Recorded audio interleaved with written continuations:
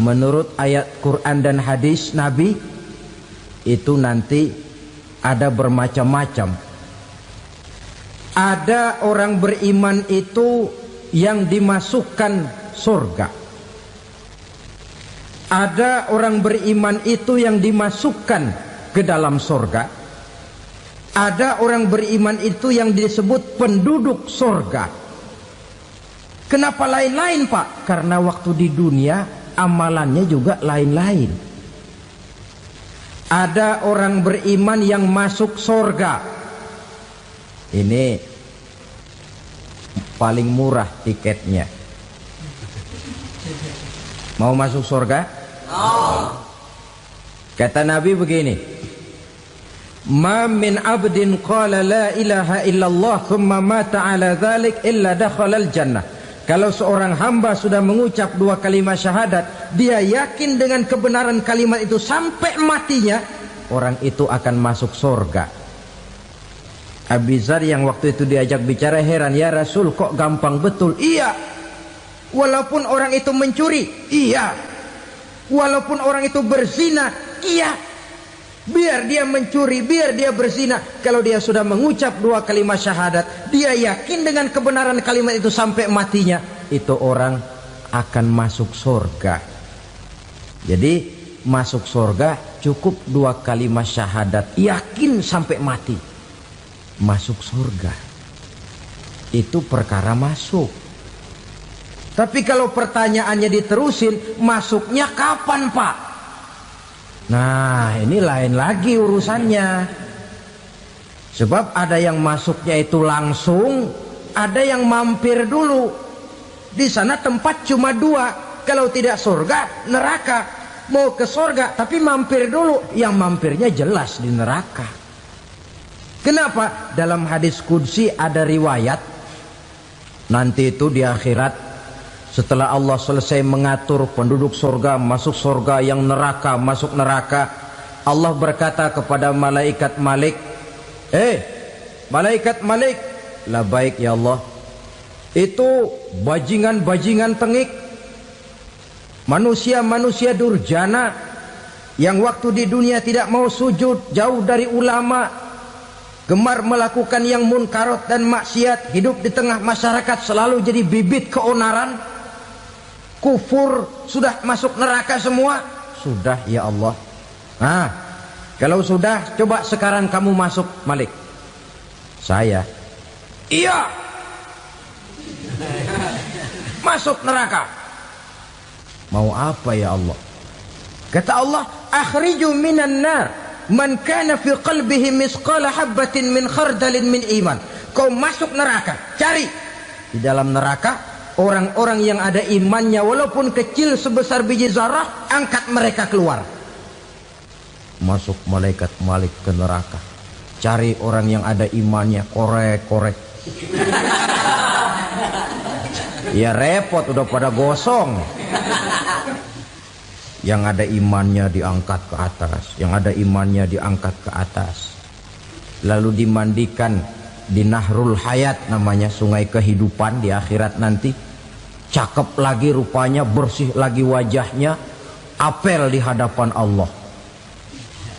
Kata Allah, bagaimana mas?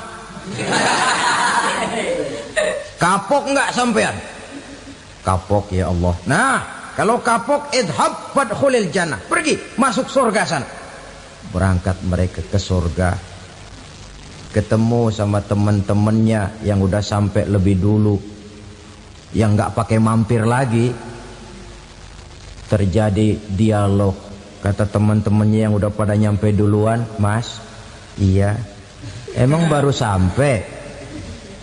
Saya baru sampai. Memang mampir di mana dulu mas?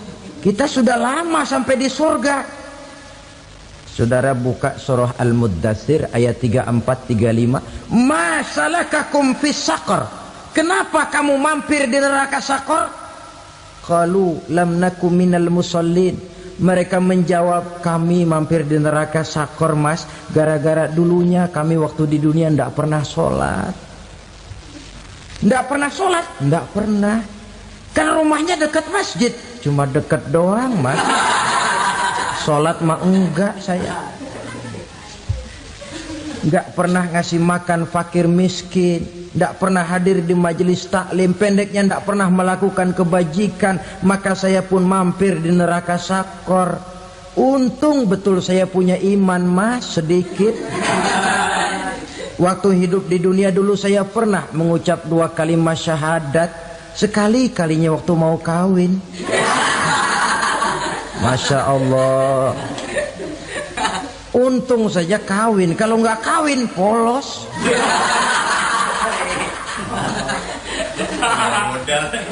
Itu juga pengulu sudah setengah mati ngajarin. Asyhadu alla, asyaduaan, asyaduaan.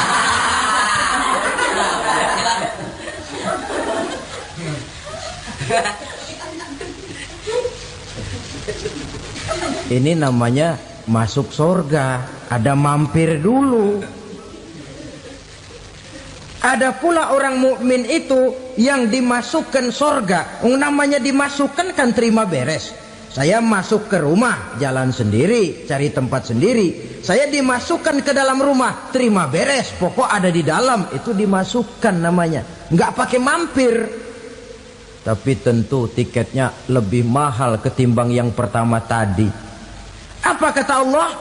Innal ladzina amanu wa amilus salihat la ukaffiranna anhum sayyi'atihim wa la udkhilannahum jannah. Sesungguhnya orang-orang yang beriman kemudian beramal soleh, kami hapuskan segala dosa dan kesalahannya, kami masukkan mereka ke dalam surga. Lihat ayatnya, Allah yang memasukkan, kita yang dimasukkan. Tidak pakai transit, tidak usah mampir. Cuma tidak cukup syahadat, tidak cukup amanu, tapi diiringi dengan wa'amilus salih. Iman, amal. Tidak cukup syahadat, lalu dibuktikan dia sholat, dia zakat, puasa, lalu dia melakukan berbagai macam kebajikan. Ini yang menyebabkan dia tidak pakai mampir di tempat yang bernama sakor. Lalu ada pula orang mukmin itu yang disebut penduduk sorga. Wah, ini sudah VIP ini. Ashabul jannah, penduduk sorga. Siapa mereka? Kata Allah, innal ladzina amanu summa istaqamu fala khaufun alaihim wala hum yahzanun ulaika ashabul jannah hum fiha khalidun. Sesungguhnya orang-orang yang beriman lalu istiqamah, tetap dalam melaksanakan perintah Allah, tidak goyah, tidak labil tapi stabil, istiqamah, mereka tidak takut dan tidak bersedih hati. Merekalah penduduk surga. Iman, istiqamah. Tidak punya duit, sembahyang. Banyak duit, sembahyang. Miskin, sembahyang. Kaya, tetap sembahyang. Istiqamah. Kadang orang kalau susah rajin ke masjid, banyak duitnya ngelihat masjid melengos. Waktu miskin hamba Allah, setelah kaya jadi hamba harta. Bergeser, tidak ada nilai istiqomahnya. Saudara-saudara, dengan begitu penduduk neraka itu dua. Ada penduduk permanen, ada penduduk yang semi permanen. Yang semi permanen orang-orang beriman yang mempunyai dosa besar. Mereka masuk ke neraka untuk menerima azab sesuai dengan dosanya. Bila selesai masa azab itu, mereka akan diangkat untuk ditempatkan kembali ke dalam surganya Allah Subhanahu wa ta'ala. Nah, dikala itulah saudara-saudara, ada yang disebut syafaat dari Rasulullah Sallallahu Alaihi Wasallam. Tapi tentu jangan lupa, syafaat ini ibarat kain menambal dia. Kita punya kain bolong-bolong sedikit, syafaat yang menambal. Sholat kita ada kurang dikit, sedekah kita ada campur riak dikit, amalan kita ada tidak karena Allah dikit, kita berharap syafaat.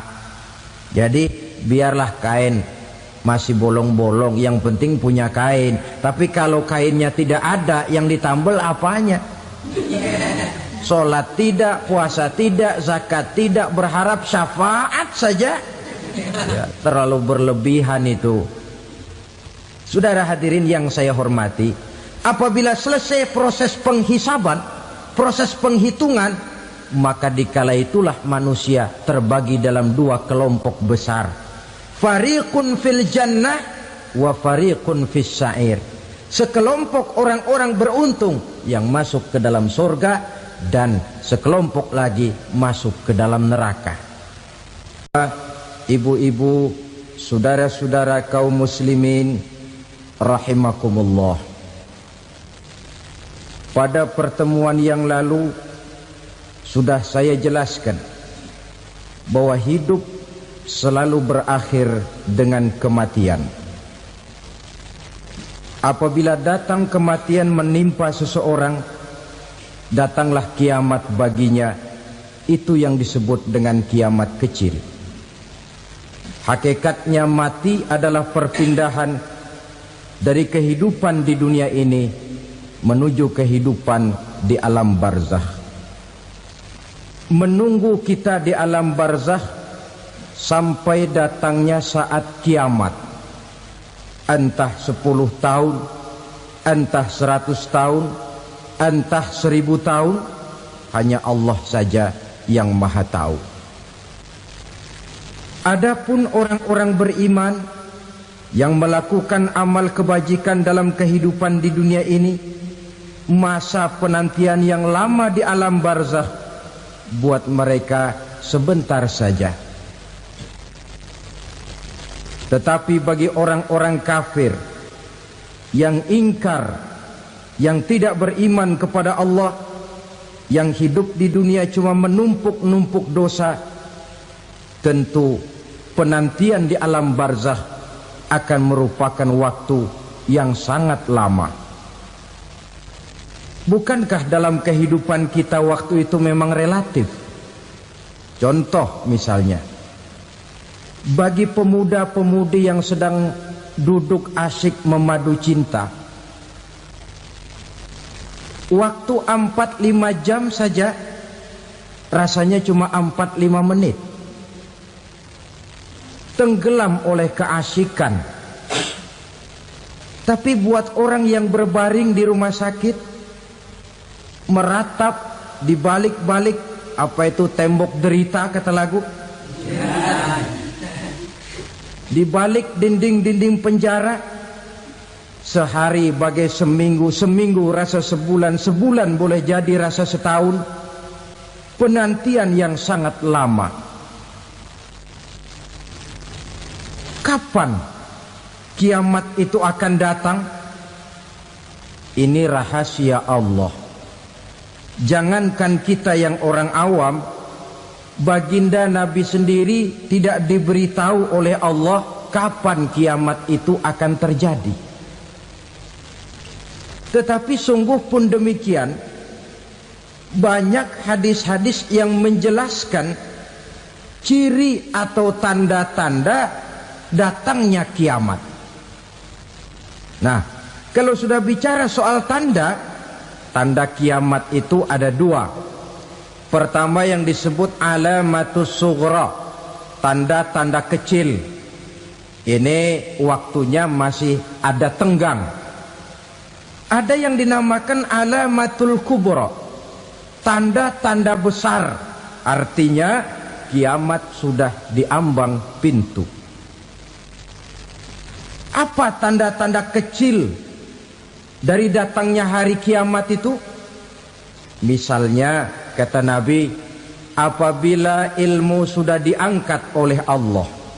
Artinya apabila ulama sudah banyak wafat, minat orang belajar agama berkurang, lalu kebodohan nampak merajalela di mana-mana, zina dikerjakan secara terbuka, minuman-minuman keras jadi kebanggaan, itu termasuk di antara tanda-tanda kecil terjadinya hari kiamat. Apalagi misalnya iza waladatil ammatu rabbataha, apabila budak sudah melahirkan tuan. Apa maksudnya? Ada yang mentafsirkan apabila anak sudah bisa membudaki orang tuanya. Orang tua yang melahirkan dia, yang membesarkan dia, demi setelah si anak besar jadi orang berpangkat, bertitel, berharta, berkedudukan, jadilah orang tua itu budaknya.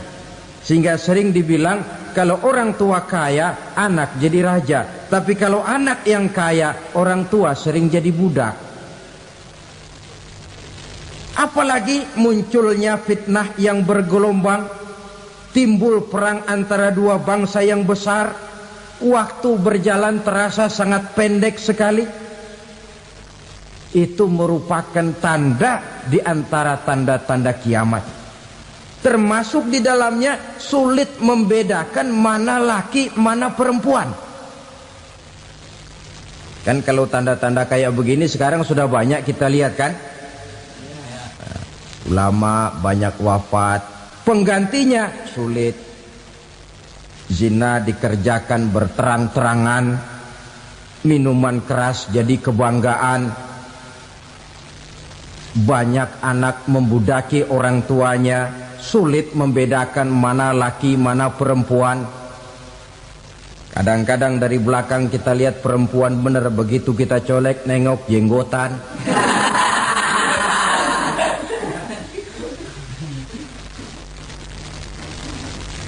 Ini termasuk tanda-tanda kecil, masih ada tenggang sampai akan terjadinya kiamat itu.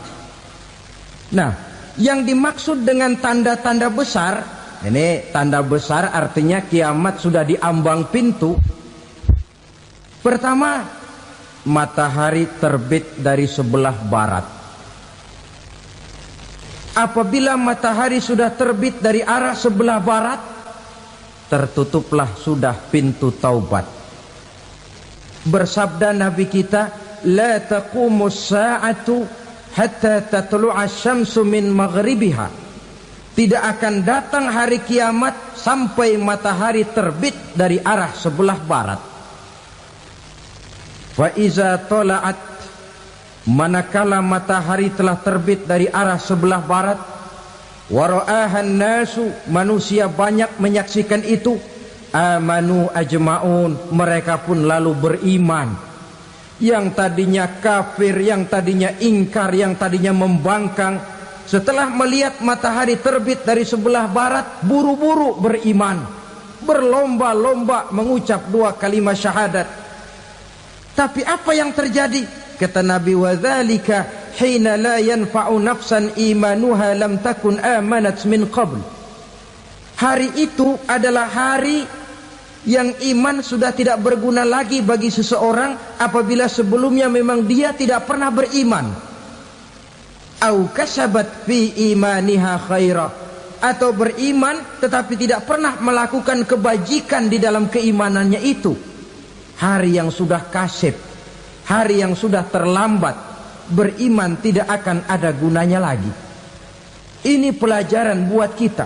Sebelum sang surya terbit dari sebelah barat, sebelum nafas sampai di tenggorokan, artinya pintu taubat masih terbuka. Kalau dua hal itu sudah terwujud, nafas sudah sampai di kerongkongan atau matahari sudah terbit dari arah sebelah barat, tertutuplah sudah pintu taubat. Tak ada lagi gunanya pangkat, jabatan, harta, bahkan beriman pun dalam suasana macam itu. Too late, kata orang Kulon. Sudah terlambat. Matahari terbit dari arah sebelah barat. Itu tanda besar, artinya kiamat sudah di ambang pintu. Lalu apalagi tanda besar? Munculnya Dajjal. Dajjal artinya pendusta-pendusta yang menyesatkan manusia. Ada dua macam Dajjal, saudara. Ada Dajjal kecil. Ini Dajjal kelas teri. Kalau ini sejak zaman Rasulullah sudah ada itu. Tiap zaman ada. Di zaman Rasulullah misalnya ada yang bernama Aswad al-Unsi dari Yaman. Ada yang namanya Musailamah Al-Kazzab dari Yamamah. Ada yang namanya Ibnu Sayyad dari Madinah. Ini dajjal-dajjal di zaman Rasul. Musailamatul Kazzab memproklamirkan diri jadi nabi dia. Di zaman Rasul masih hidup. Ini dajjal zaman Nabi. Di zaman sahabat muncul dajjal-dajjal. Di zaman kita sekarang ini dajjal-dajjal pun gentayangan. Dajjal-dajjal kelas teri. Kerjanya mendustakan manusia, menyesatkan manusia, memalingkan manusia dari jalan yang benar dan diridhoi oleh Allah Subhanahu wa taala. Adapun yang merupakan tanda besar dari datangnya kiamat, dajjal-dajjal kelas kakap. Pembohong-pembohong besar yang menyesatkan masyarakat manusia berpaling dari jalan Allah mengikuti jalan mereka. Apa sih ciri dajjal itu? Kata Nabi dalam hadis Bukhari Muslim, "Inna dajjala", sesungguhnya yang namanya dajjal itu yakhruju, satu saat akan muncul mendekati hari kiamat. Wa inna ma'ahu ma'an, si dajjal ini membawa air. Wa naran, dan juga membawa api. Dua simbol.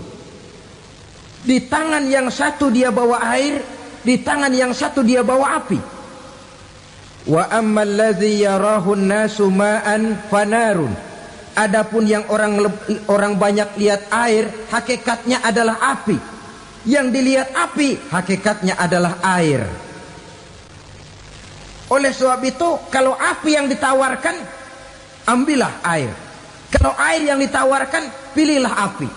Maksudnya apa ini? Ini bahasa simbol, saudara-saudara. Dajjal bicaranya seolah-olah untuk kepentingan manusia. Menawarkan surga. Surga yang dia tawarkan hakikatnya neraka. Hai manusia, kalau kau mau bahagia, jangan dekat-dekat dengan agama. Solat itu tidak efektif dan efisien, tidak produktif dari segi ekonomi itu. Menghadiri majelis taklim cuma buang-buang waktu. Tahajud, tasbih, tahlil, baca Quran, apa itu? Pekerjaan mubazir saja. Hidup ini cuma sekali, masa yang cuma sekali, manfaatkan dengan sebaik-baiknya. Mumpung, dibawanya sifat mumpung tetapi dalam pengertian yang sangat negatif. Bicaranya seolah-olah untuk kepentingan manusia, tetapi sebenarnya menjerumuskan manusia. Menawarkan air tapi sebenarnya api. Menawarkan api tapi hakikatnya air. Buat apa kamu sholat? Buat apa kamu bayar zakat? Buat apa kamu puasa? Surga yang dicanangkan dajjal hakikatnya neraka. Neraka yang digambarkan dajjal pada dasarnya adalah surga.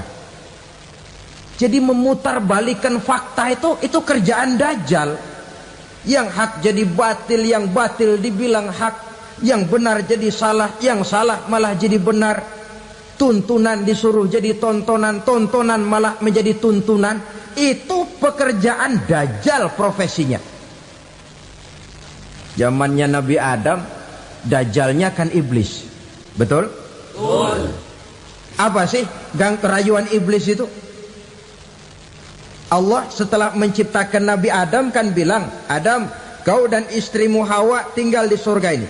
Seluruh fasilitas yang ada di surga persilahkan kau nikmati. Satu yang tidak boleh, jangan coba-coba dekati pohon khuldi. Dekat saja jangan, apalagi sampai memetiknya. Datang dajjal yang namanya iblis ini. Adam, kamu tahu nggak kenapa tidak boleh makan buah khuldi? Ya nggak tahu, pokoknya saya dilarang. Bodoh kamu Dam. Khuldun artinya kekal.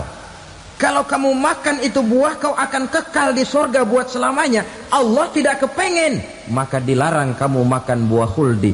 Kalau kau ingin kekal di surga Adam, makan saja. Saya bicara begini ini untuk kepentingan kamu Adam. Ini kan ciri-ciri Dajjal. Bicaranya sih seolah-olah untuk kepentingan Nabi Adam, hakikat sebenarnya menjerumuskan Nabi Adam supaya ingkar dan melanggar larangan dari Allah Subhanahu wa ta'ala. Jadi setelah muncul Dajjal, timbul kekacauan-kekacauan di masyarakat. Banyak yang terpengaruh, terpedaya dan terpesona. Termasuk mereka yang memproklamirkan diri jadi nabi. Mereka yang memproklamirkan diri jadi rasul di zaman sesudah Rasulullah wafat, itu adalah Dajjal-Dajjal. Maka saya ingatkan, kalau di zaman kita sekarang ini ada orang ngaku jadi nabi, ada orang ngaku jadi rasul, biar bahasa Arabnya kental, Quran hafal, hadis ribuan hadis hafal, biar pakai serban sampai menyengser ke tanah, bahasa Arabnya fasih, tapi dia mengaku jadi nabi, jadi rasul, kita umat Islam wajib tidak percaya. Wajib untuk tidak percaya. Itulah Dajjal-Dajjal zaman kita sekarang ini. Tidak mustahil mereka datang mempengaruhi orang awam supaya berpaling dari Rasulullah, mengikuti mereka. Nah, di akhir zaman nanti, mendekati hari kiamat, Dajjal ini muncul. Dajjal kelas kakap, menyesatkan masyarakat manusia untuk berpaling dari Islam, mengikuti seruan mereka. Apalagi di antara datangnya kiamat itu, tanda yang besar itu, turunnya Nabiullah Isa Al-Masih, putra Maryam. Menurut berbagai hadis yang sahih, Nabi Isa Al-Masih nanti akan turun lagi. Tidak membawa risalah yang baru, tapi meluruskan risalah Islam ini yang telah banyak ditinggalkan oleh masyarakat. Bahkan ada hadis menjelaskan beliau akan membunuh Nabi, mematahkan kayu-kayu salib, lalu melaksanakan haji dan umrah mengikuti syariat Nabi Muhammad, bukan membawa agama baru. Menjadi semacam mujaddid, reformer, menyelamatkan manusia dari bisikan Dajjal. Bahkan ada riwayat yang menjelaskan bahwa Nabi Isa berhasil mengalahkan Dajjal, mengembalikan masyarakat manusia kembali kepada ajaran Islam yang datang dari Allah, dibawa oleh Rasulullah Sallallahu Alaihi Wasallam. Dengan kata lain, turunnya Nabi Isa bukan sebagai Nabi dan Rasul baru, tetapi mengikuti syariat Nabi kita Muhammad Sallallahu Alaihi Wasallam. Saudara hadirin, ibu-ibu hadirat yang saya hormati, kemudian apalagi di antara tanda-tanda besar akan datangnya kiamat itu? Keluarnya asap atau awan. Kata Nabi, inna min asrati sa'ah dukhanan yamla'u ma bainal masyriqi wal maghrib. Di antara tanda-tanda kiamat, munculnya awan antara langit dan bumi. Ini pun diperkuat dalam surah Ad-Dukhan ayat 10. Fartaqib yauma ta'tis sama bidukhanin mubin fayughshan nas hadza azabun alim.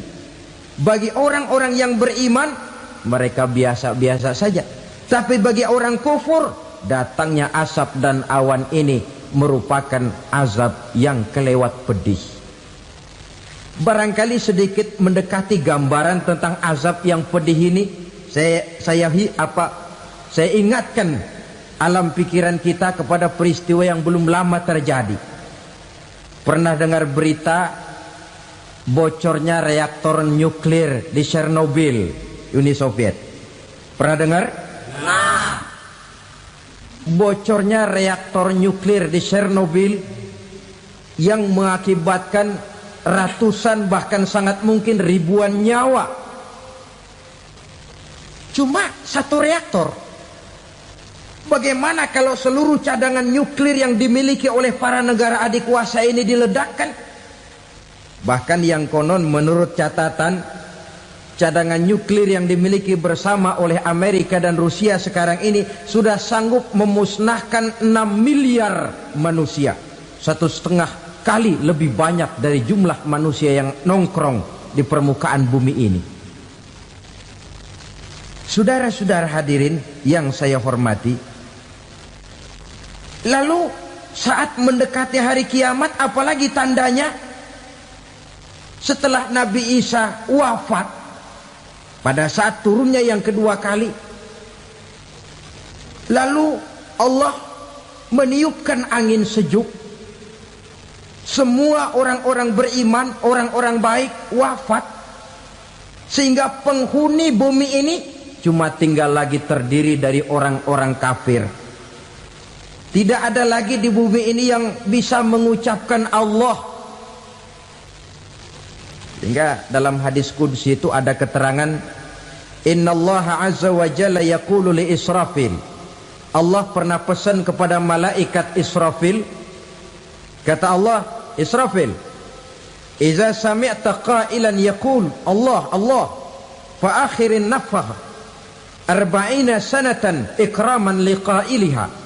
Hai Israfil, apabila kau dengar di permukaan bumi masih banyak orang yang mengucapkan Allah, Allah, maka tunda sangkakala kiamat itu 40 tahun. Untuk apa? Ikraman liqailiha, menghormati orang yang mengucapkan Allah, Allah itu. Wah, jadi karena sekarang masih banyak yang mengucapkan Allah, besar hatilah kita, masih jauh kiamat itu. Tapi jangan lupa, kiamat pribadi, kiamat kecil itu yang gak kita sangka-sangka.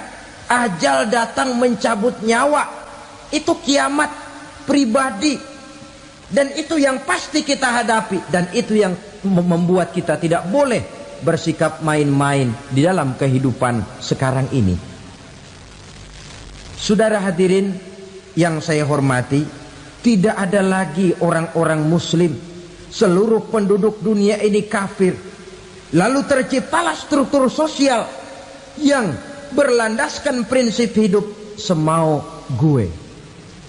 Bakal terjadilah prinsip di mana yang kaya menyantap yang miskin, yang kuat menindas yang lemah. Hidup sudah bagaikan di rimba belantara. Berlaku hukum rimba. Siapa yang kuat dia yang menang, siapa yang lemah menjadi mangsa. Timbul kekacauan, maksiat merajalela, munkarat menjadi-jadi. Sehingga isi bumi ini penuh dengan segala macam perbuatan dosa. Tidak ada perlunya lagi alam diperpanjang temponya. Datang saat yang sudah dijanjikan oleh Allah Azza wa Jalla, maka terjadilah yang disebut kiamat kubra, kiamat besar, kiamat ancur-ancuran. Bagaimana kejadian ini dimulai? Dalam surah Az-Zumar ayat 68, Allah Subhanahu wa taala berfirman, "Wa nufikha fis-suri fasa'iqa man fis samawati wa man fil ardi illa man sya'allahu." Maka manakala ditiuplah sangkakala, terkejutlah seluruh yang ada di langit dan seluruh yang ada di bumi. Bila saat kiamat datang, Allah perintah malaikat Israfil, Israfil, tiup sangkakalamu. Ditiuplah sangkakala oleh malaikat Israfil. Yang akibat daripada tiupan itu, seluruh yang ada di langit, seluruh yang ada di permukaan bumi terkejut. Yang ada di langit siapa? Malaikat kan. Bayangin aja kalau malaikat kaget, apalagi kita. Terkejut seluruh makhluk yang ada di bumi, yang ada di langit mendengar suara sangkakala itu. Bunyinya tidak sanggup kita bayangkan dahsyatnya. Ledakan nuklir, ledakan neutron, belum apa-apa ketimbang bunyi sangkakala malaikat Israfil ini. Nah, lalu mendengar bunyi sangkakala ini, gemparlah makhluk, kacaulah alam. Bumi gempa, planet-planet bertabrakan, gunung meletus, air laut tumpah ke darat, angin topan bertiup, halilintar menyambar. Lalu semua yang bernama hidup mati total. Mati bareng tanpa persiapan. La haula wala quwata illa billah.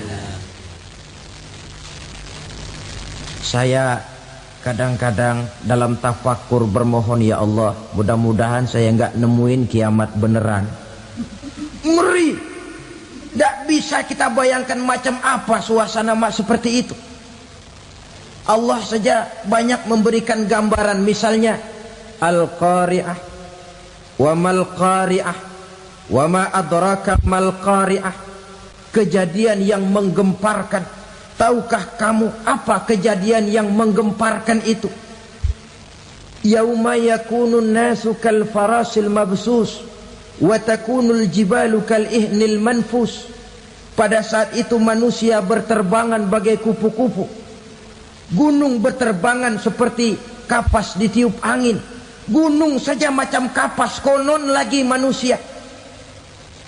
Kematian total, mulai semut sampai gajah mati, jin mati, iblis mati, malaikat mati. Oh, malaikat saja mati.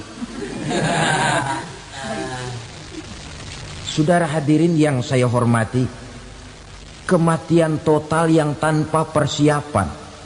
Orang bilang, Pak, kalau mati bareng begitu yang repot malaikat maut dong ya.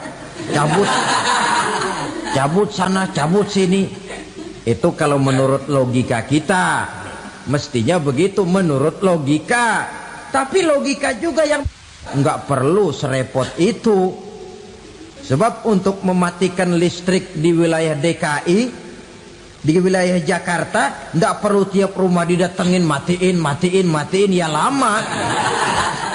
Cukup dari kantor pusatnya saja PLN, tekan satu tombol, gelaplah seluruh Jakarta. Saudara hadirin yang saya hormati, kematian total. Lalu setelah kematian total, planet-planet juga mati, dalam arti tidak bergerak dan beredar. Angin mati, dalam arti tidak bertiup.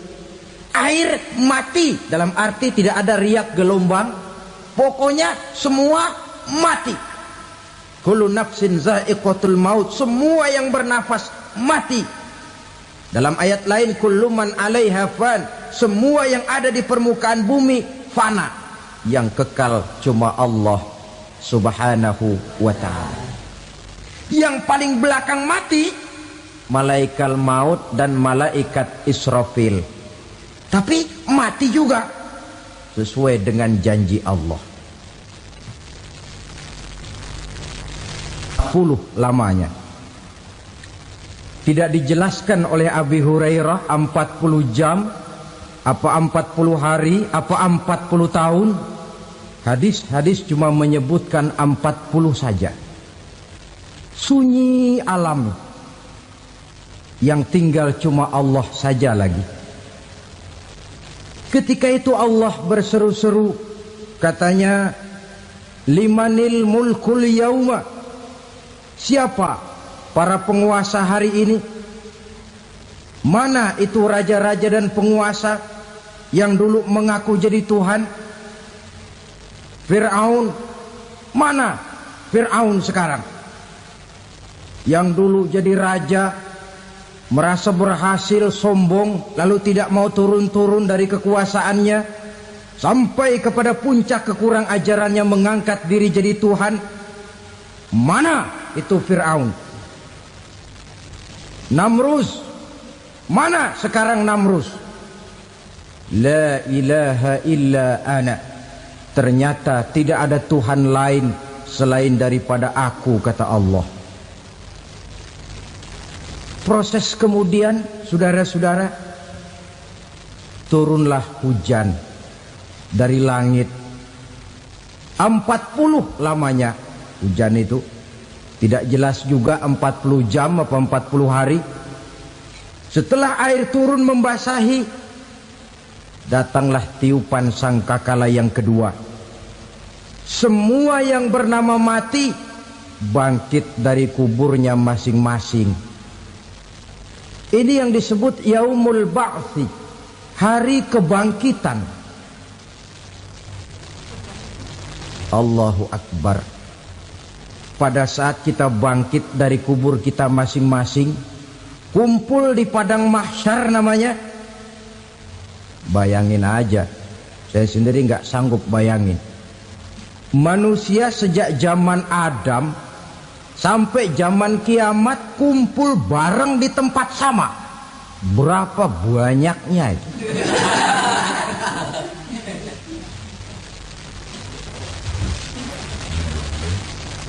Dan yang luar biasa menurut satu riwayat, pada saat bangkit itu, Masya Allah, roman muka kita berubah, disesuaikan dengan amalan kita waktu di dunia ini. Barang siapa yang waktu di dunia amalannya itu amalan tikus, di akhirat nanti dia bangkit dari kubur, mukanya seperti muka tikus. Gagah betul badannya, tapi mukanya seperti tikus. Kenapa? Amalannya waktu di dunia seperti amalan tikus. Apa amalan tikus itu? Suka ngegeragoti barang yang sudah disimpan rapi-rapi. Orang sudah simpan uang rapi-rapi, simpan perhiasan rapi-rapi, digeragoti oleh tikus. Maling-maling, pencoleng-pencoleng, koruptor-koruptor. Itu nanti di akhirat nanti kita lihat mukanya seperti muka tikus. Oh ini waktu di dunia suka nyolong, mukanya seperti muka tikus. Barang siapa yang waktu di dunia ini amalannya itu amalan macan, dia akan bangkit nanti mukanya seperti muka macan. Apa amalan macan? Macan itu amalannya menang-menangan. Orang yang mau menang saja nggak mau mengalah. Coba lihat di hutan, kenal hutan nggak? Di hutan, raja hutan di mana-mana pasti macan. Betul kan? Betul. Padahal hutan belum pernah bikin pemilihan umum.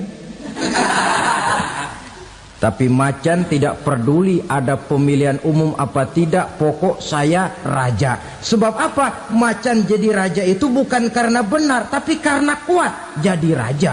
Setelah dia jadi raja, rakyat hutan yang mesti dilindungi malah dimakan oleh raja macan. Kambing rakyat hutan dimakan oleh macan. Ayam rakyat hutan dimakan oleh macan.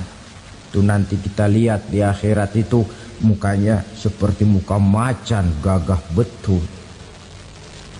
Lalu barang siapa yang di dunia ini amalannya itu seperti amalan anjing, nanti dia punya muka seperti muka anjing.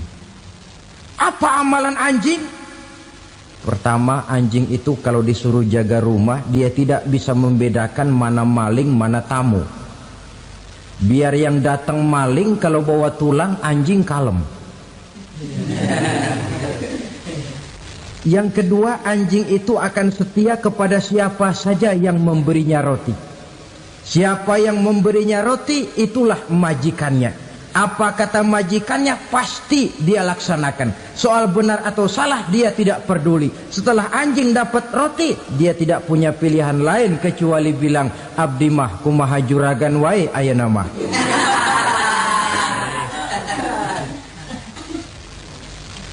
Saudara hadirin yang saya hormati, berkumpul di padang mahsyar, tiap orang sibuk dengan persoalannya masing-masing. Matahari waktu itu didekatkan oleh Allah. Panas luar biasa. Ada yang saking panasnya itu mencucurkan peluh keringat sampai sebatas mata kakinya. Ada yang keringatnya sampai sedengkulnya. Ada yang keringatnya sampai sepusatnya. Ada yang keringatnya mengalir sampai sebahunya. Ada yang kelelap oleh keringatnya sendiri, sementara orang di sampingnya nggak apa-apa.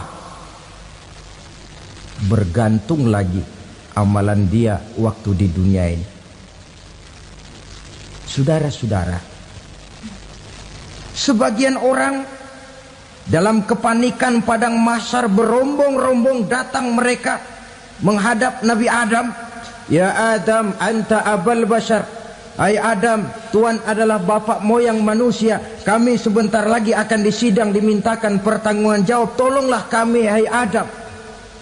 Kata Nabi Adam, jangankan nolongin sampean, saya sendiri tanggung jawab di hadapan Allah ketika dulu tidak boleh makan khuldi, saya serobot. Sudahlah, urus diri masing-masing saja, nafsi. Begitu kata Nabi Nuh, begitu kata Nabi Ibrahim. Tiap orang bertanggung jawab sendiri-sendiri. Ketika itulah saudara-saudara, nikmatnya menjadi umat Nabi besar Muhammad sallallahu alaihi wasallam. Sebab apa? Walaupun menurut abjad kita ini umat paling belakang, paling belakang kita ini toh, karena Nabi Muhammad adalah Nabi akhir, tapi akan dihisap lebih dulu, lewat di atas sirat lebih dulu, masuk surga lebih dahulu ketimbang umat-umat belakangan. Ketika Rasul mendekati ajal, beliau tanyakan itu kepada malaikat Jibril. Malaikat Jibril berkata, Muhammad jangan khawatir, Allah sudah berjanji, inni haramtul jannata ala sairil anbiya hatta tadkhulaha anta wa haramtuha ala sairil umami hatta tadkhulaha ummatuka. Surga aku haramkan buat seluruh nabi kecuali kalau engkau Muhammad sudah masuk ke dalamnya, dan surga aku haramkan buat seluruh umat kecuali kalau umatmu Muhammad sudah masuk ke dalamnya. Logikanya, walaupun menurut abjad kita umat paling belakang, bakal dihisap paling dulu, lewat di atas sirat paling dulu, masuk surga paling dulu, kalau mampir ke neraka juga paling dulu. Ya resiko. Jangan mau enaknya aja paling dulu. Saudara hadirin yang saya hormati, setelah masa kebangkitan itu jangan dikira begitu bangkit langsung diperiksa. Masih menunggu menanti ribuan tahun perhitungan padang mahsyar untuk sampai kepada proses yang disebut yaumul hisab, hari perhitungan. Seorang demi seorang bakal dipanggil. Bayangkan saja, kita se-RT saja di absen, kadang-kadang perlu waktu lama. Ini manusia sejak zaman Nabi Adam sampai datang hari kiamat, satu demi satu disidang di hadapan Qadhi Rabbul Jalil. Status sosial copot sudah waktu itu. Yang pernah jadi hartawan di situ tidak lagi kelihatan kehartawanannya. Yang pernah jadi jenderal tidak lagi dipanggil jenderalnya. Yang ustadz tidak lagi dipanggil al-mukarramnya. Seluruh status sosial selesai. Dipanggillah kita seorang demi seorang menghadap Qadhi Rabbul Jalil. Bagaimana proses penghisaban itu? Pertama, proses tanya jawab. Di antaranya ada hadis menyatakan, lan tazula qadama 'abdin yaumal qiyamah hatta yus'ala an arba'i khisalin. Besok di hari kiamat tidak akan bergeser telapak kaki seorang hamba sampai dia ditanya lebih dulu tentang 4 persoalan. Tentang ilmunya, kemana ilmu itu diamalkan. Tentang umurnya, di mana umur itu dihabiskan. Tentang masa mudanya, kemana masa muda itu dipakai. tentang hartanya, dari mana harta itu didapat dan kemana harta itu dibelanjakan. Ini termasuk proses tanya jawab. Jadi kalau istilah pengadilan dunia, nama Fulan bin Fulan.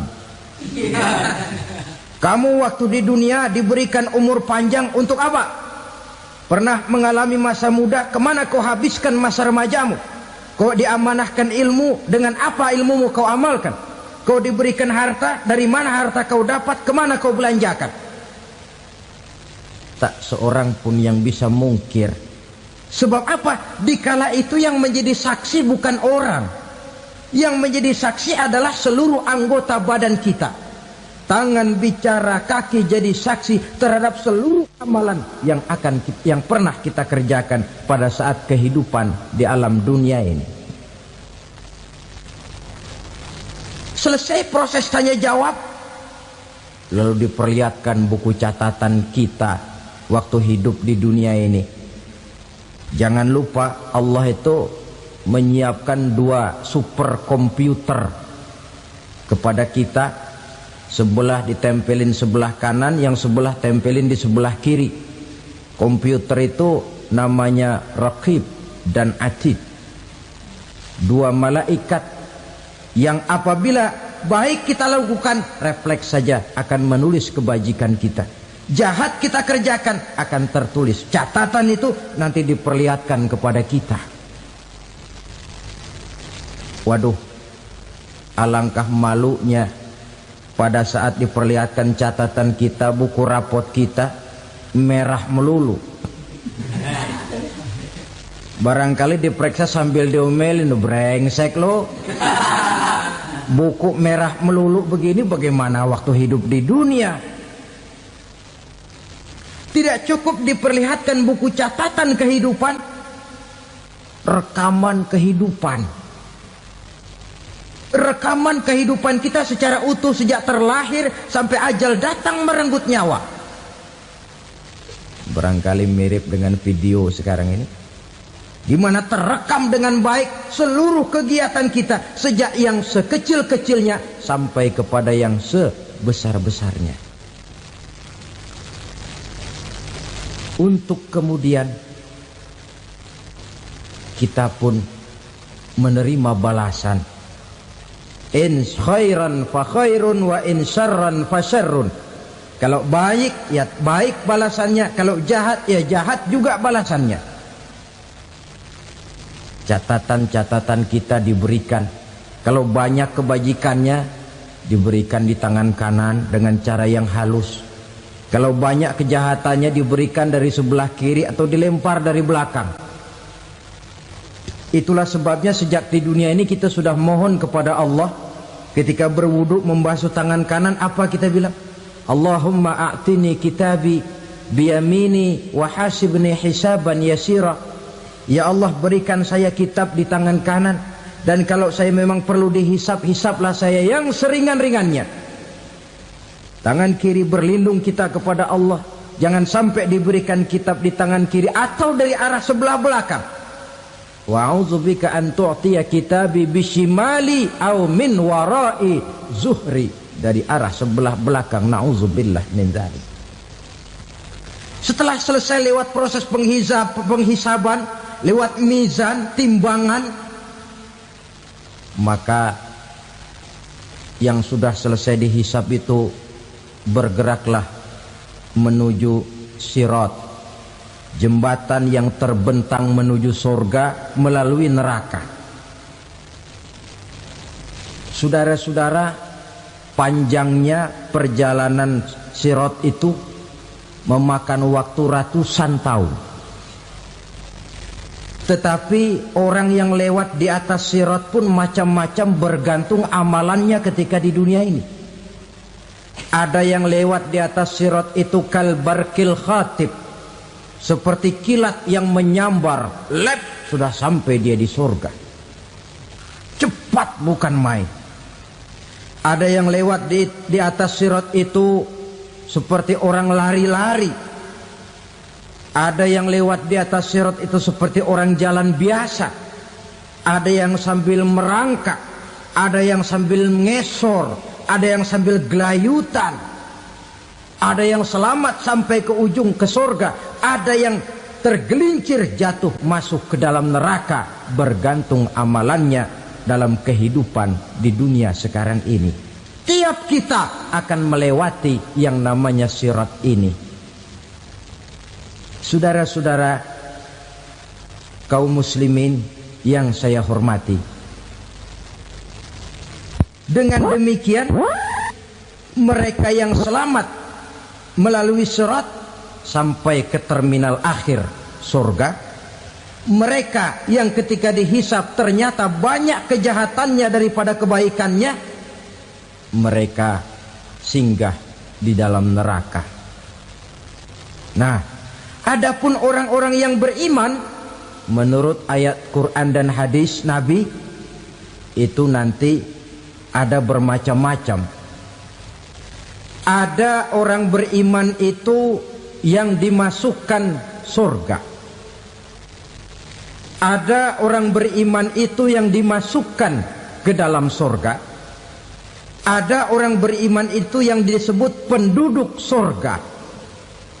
Kenapa lain-lain, Pak? Karena waktu di dunia amalannya juga lain-lain. Ada orang beriman yang masuk surga. Ini paling murah tiketnya. Mau masuk surga? Kata Nabi begini, ma min abdin qala la ilaha illallah thumma mata ala dhalik illa dakhalal jannah.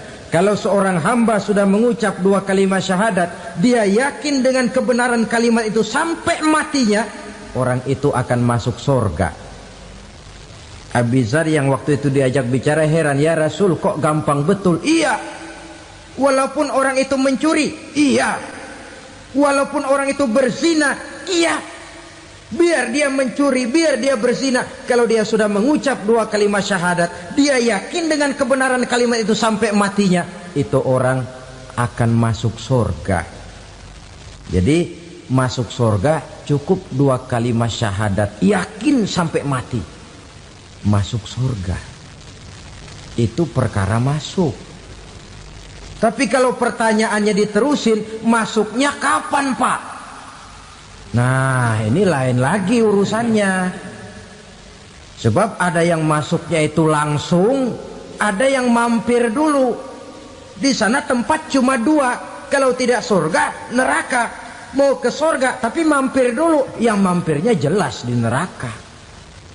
Kenapa? Dalam hadis qudsi ada riwayat, nanti itu di akhirat, setelah Allah selesai mengatur penduduk surga masuk surga, yang neraka masuk neraka, Allah berkata kepada malaikat Malik, malaikat Malik, labaik ya Allah, itu bajingan-bajingan tengik, manusia-manusia durjana yang waktu di dunia tidak mau sujud, jauh dari ulama, gemar melakukan yang munkarat dan maksiat, hidup di tengah masyarakat selalu jadi bibit keonaran, kufur, sudah masuk neraka semua.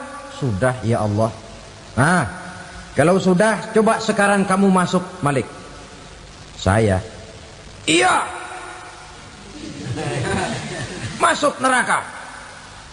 Mau apa ya Allah? Kata Allah, akhriju minan nar man kana fi qalbihi misqala habatin min khardalin min iman. Kau masuk neraka, cari di dalam neraka orang-orang yang ada imannya walaupun kecil sebesar biji zarah, angkat mereka keluar. Masuk malaikat Malik ke neraka, cari orang yang ada imannya, korek-korek. Ya repot, udah pada gosong. Yang ada imannya diangkat ke atas, yang ada imannya diangkat ke atas, lalu dimandikan di Nahrul Hayat, namanya sungai kehidupan di akhirat nanti. Cakep lagi rupanya, bersih lagi wajahnya, apel di hadapan Allah. Kata Allah, bagaimana mas? Kapok nggak sampean? Kapok ya Allah. Nah, kalau kapok, idhab fadkhulil jannah, pergi masuk surga sana. Berangkat mereka ke surga. ketemu sama temen-temennya yang udah sampai lebih dulu, yang nggak pakai mampir lagi. Terjadi dialog. Kata teman-temannya yang udah pada nyampe duluan, "Mas, iya, emang baru sampai?" Saya baru sampai." "Memang mampir di mana dulu, Mas? Kita sudah lama sampai di surga." Saudara buka surah Al-Muddatsir ayat 34-35. "Ma salakakum fis saqar?" Kenapa kamu mampir di neraka Saqar? Qalu lam naku minal musallin. Mereka menjawab, "Kami mampir di neraka Saqar, Mas, gara-gara dulunya kami waktu di dunia ndak pernah sholat." Ndak pernah sholat? Ndak pernah. Kan rumahnya dekat masjid. Cuma dekat doang, Mas. Sholat mah enggak saya.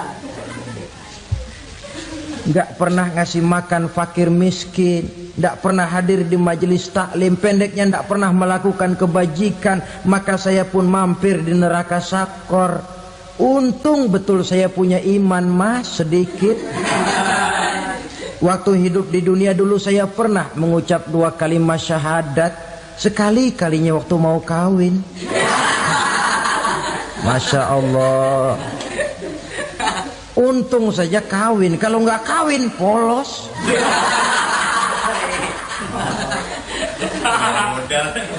Itu juga pengulu sudah setengah mati ngajarin. Asyhadu alla, asyaduaan, asyaduaan.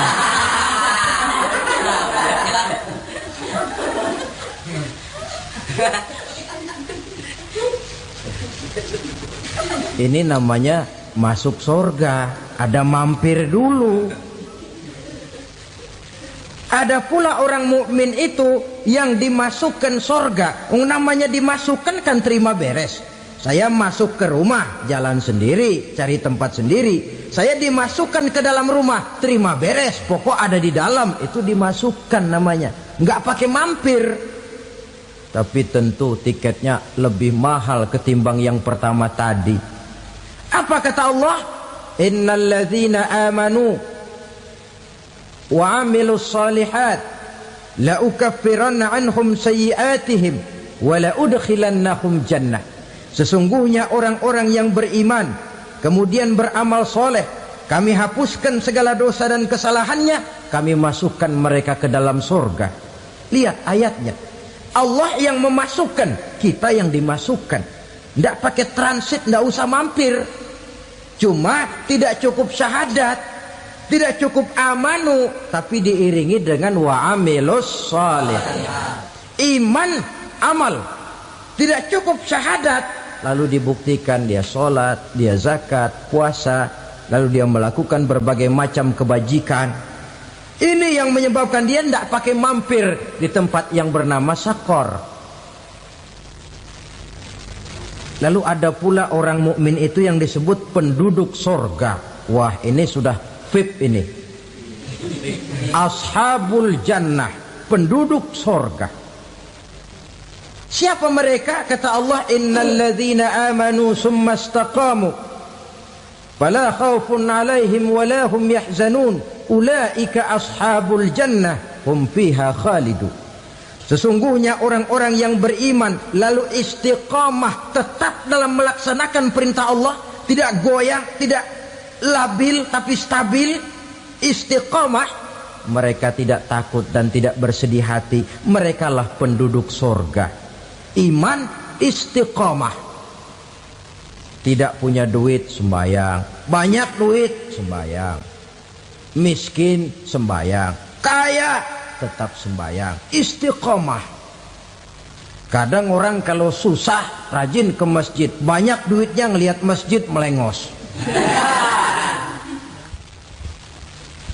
Waktu miskin hamba Allah, setelah kaya jadi hamba harta. Bergeser, tidak ada nilai istiqomahnya. Saudara-saudara, dengan begitu penduduk neraka itu dua. Ada penduduk permanen, ada penduduk yang semi permanen. Yang semi permanen orang-orang beriman yang mempunyai dosa besar. Mereka masuk ke neraka untuk menerima azab sesuai dengan dosanya. Bila selesai masa azab itu, mereka akan diangkat untuk ditempatkan kembali ke dalam surganya Allah Subhanahu wa ta'ala. Nah, dikala itulah saudara-saudara, ada yang disebut syafaat dari Rasulullah Sallallahu Alaihi Wasallam. Tapi tentu jangan lupa, syafaat ini ibarat kain menambal dia. Kita punya kain bolong-bolong sedikit, syafaat yang menambal. Solat kita ada kurang dikit, sedekah kita ada campur riak dikit, amalan kita ada tidak karena Allah dikit, kita berharap syafaat. Jadi biarlah kain masih bolong-bolong, yang penting punya kain. Tapi kalau kainnya tidak ada, yang ditambal apanya? Solat tidak, puasa tidak, zakat tidak, berharap syafaat saja. Ya, terlalu berlebihan itu. Saudara hadirin yang saya hormati, apabila selesai proses penghisaban, proses penghitungan, maka dikala itulah manusia terbagi dalam dua kelompok besar. Fariqun fil jannah wa fariqun fis sa'ir. Sekelompok orang-orang beruntung yang masuk ke dalam surga, dan sekelompok lagi masuk ke dalam neraka.